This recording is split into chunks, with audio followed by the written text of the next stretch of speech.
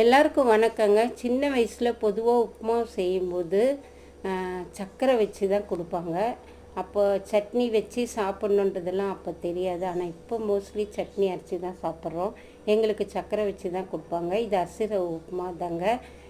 நாங்கள் இதுக்கு இன்றைக்கி சர்க்கரை வச்சு தான் பசங்களுக்கும் கொடுத்தேன். நானும் சாப்பிட்டேன். செம்ம டேஸ்ட்டாக இருந்தது. அடுத்தது லஞ்சு என்னென்னா பீட்ரூட்டு கடலைப்பருப்பு போட்டு வறுத்தங்க. இது மட்டன் மாதிரியே இருக்கும். ஏற்கனவே இது வீடியோ போட்டிருக்கேன். அரிசி ரவை உப்புமாவும் வீடியோ போட்டிருக்கேன். கீழே டிஸ்கிரிப்ஷனில் வேணால் லிங்க்கு கொடுக்குறேன். நீங்கள் தெரியாதவங்க பார்த்து கற்றுக்கங்க. இந்த மாதிரி கொஞ்சம் கொஞ்சம் டிஃப்ரெண்ட்டாக செஞ்சு கொடுத்தா பசங்களும் காய் விரும்பி சாப்பிட்றாங்க. எப்படினாலும் பசங்களுக்கு மசாலா வாசனை தேவைப்படுதுங்க. அதனால் இந்த மாதிரி காயை பொரியல் சாதாரணமாக பண்ணுறத விட இந்த மாதிரி பண்ணால் ரொம்ப ரொம்ப விரும்பி சாப்பிட்றாங்க. உடம்புக்கும் ரொம்ப ரொம்ப நல்லது பீட்ரூட்டு. அதுக்கப்புறம் தயிர் தாளிச்சிட்டேங்க. தயிர் கட்டி கட்டியாக ஊற்றி சாப்பிடக்கூடாது.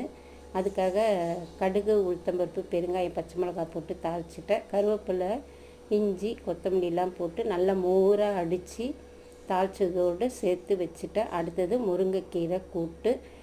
கொஞ்சம் ஷோ பண்ணி டெக்கரேட்டாக வைக்கலான்னு பார்த்தா பச்சை மிளகாய் உளுந்து கெடுத்துருச்சு.